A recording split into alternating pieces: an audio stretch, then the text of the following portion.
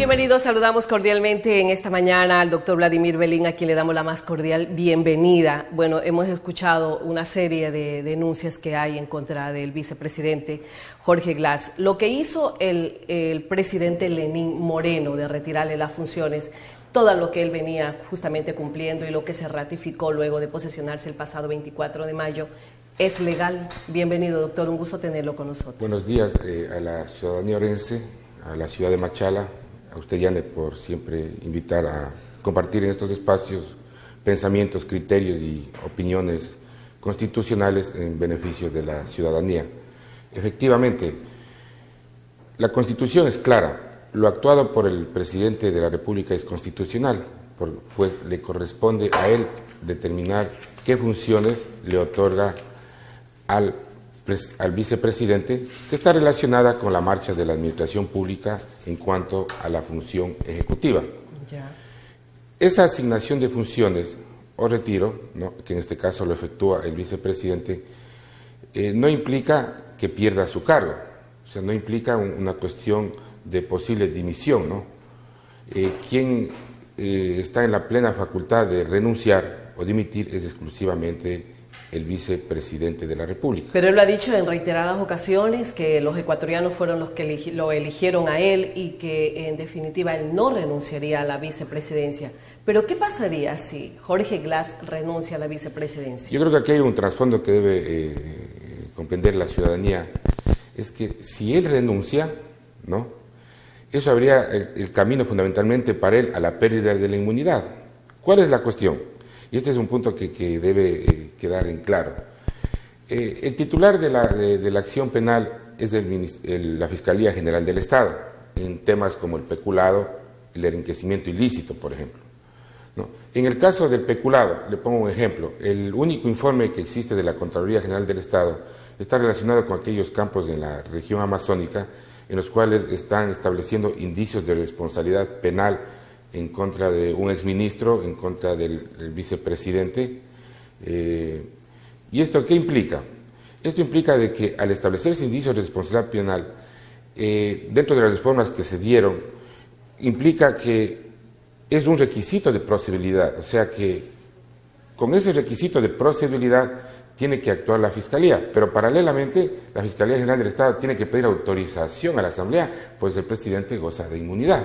Entonces, ahí está la trampa. O sea, él no va a renunciar por ese motivo, jamás. Yo pienso que porque perdería la inmunidad, claro, y la justicia podría actuar, usted ha dicho, es un proceso penal. Claro, porque dice la Fiscalía General del Estado actúa en este caso exclusivo. Y mira que en los casos, en el tema de Odebrecht, en los exámenes especiales efectuados por la Contraloría en la época de Poli, no establecen indicios de responsabilidad penal en contra del vicepresidente. O sea, todavía es mucho más grave, porque claro, no estamos hablando del caso de Brecht, estamos hablando de otros casos que usted lo ha dicho, donde la Fiscalía ha iniciado ya por peculado en contra del vicepresidente Jorge Glass, pero ¿hay garantías definitivamente que la Fiscalía está actuando como debería? Ya se ha dicho tantas cosas, que fue asesor del mismo presidente Rafael Correa, o sea, ¿qué transparencia podemos nosotros, los ecuatorianos, creer que se va a manejar justamente este proceso? Lo fundamental es partir de la Contraloría General del Estado. ¿Por qué? Porque si no se cumple con el requisito de procedibilidad, que es el establecer que existe indicios de responsabilidad penal, la Fiscalía no puede actuar. Entonces, en el único caso que existe, que acaba de presentar la Contraloría a la Fiscalía General, es porque existen indicios de responsabilidad. Entonces ya obligatoriamente tiene que actuar la Fiscalía. Ahora, aquí viene una cuestión. Independientemente de la autorización para el levantamiento de la inmunidad al vicepresidente por parte de la Asamblea, pero el fiscal, al iniciar la indagación previa, o sea, que inicie una investigación, puede pedir medidas cautelares, como por ejemplo la prohibición de salida del país. Ya. Y no lo ha hecho. Esa es la cuestión. Ahora, la ciudadanía exige, y los sectores sociales exigen una actuación bajo el principio de oportunidad, ¿no?, bajo el principio de celeridad. ¿Por qué? Porque está en juego el interés público de la nación, en donde en estos casos, por ejemplo, en el caso del peculado, el sujeto pasivo del delito es el pueblo ecuatoriano. Y entonces, en el peculado va más allá de que si recibió o no dinero, sino se analiza la situación de la gestión misma. El favoritismo, como posiblemente lo que se llama vicios en el derecho administrativo público, se llama vicios de desviación de poder. Y en los vicios de desviación de poder es cuando la autoridad pública actúa con favoritismo. Ya. ¿No es cierto? Puede actuar con favoritismo o con animadversión. Favoritismo buscando favorecer el interés particular sobre el interés público. En este caso, el favoritismo al determinar que tal o cual empresa es beneficiaria de un contrato, ¿no es cierto?, ejerciendo el poder, ejerciendo presión, ayudando con información privilegiada. Entonces, eso es favoritismo. Entonces, ese es un punto que afecta al interés público. Y en este caso, el sujeto pasivo del delito es el pueblo ecuatoriano. Sí, el pueblo ecuatoriano ha demostrado total respaldo a las decisiones del presidente Rafael Correa, pero la percepción que tenemos también los ecuatorianos es que el presidente Lenín Moreno está con una asamblea en contra, por lo menos la mayoría de Alianza País, que han dicho todo lo que tenga que ver en contra del presidente Rafael Correa, están en contra del proceso de la revolución ciudadana, pero la percepción que también tenemos nosotros es que están olvidando algo tan fundamental.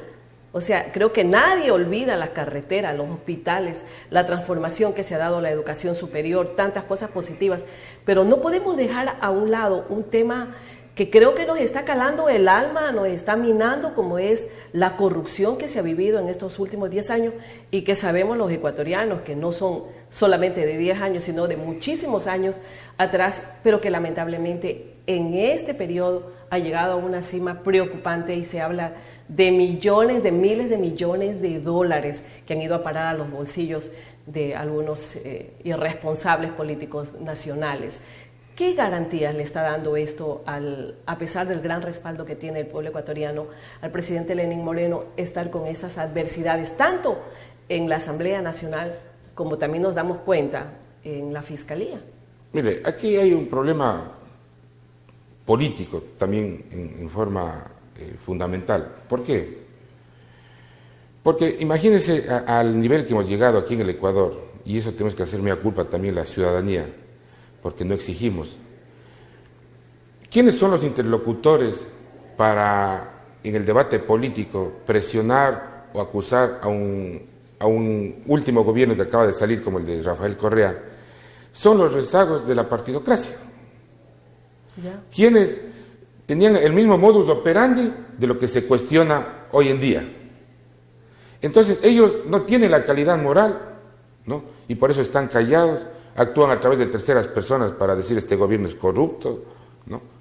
Entonces, tiene que salir la ciudadanía, los sectores sociales organizados a exigir transparencia, porque se termina en ese bajo. Mira, uno de los lemas de implantar, yo recuerdo, Janet, hace 10 años, antes de entrar Rafael Correa al gobierno, no sé si usted tendrá todavía en los archivos la entrevista, yo la tengo, hace más de 10 años, en un programa en el que usted era directora, en otro canal de televisión, debatíamos que era algo ilógico, era rayar en lo absurdo que los políticos de esa época, ¿no?, de la partidocracia, decían que no importa que se robe con tal que se haga obra.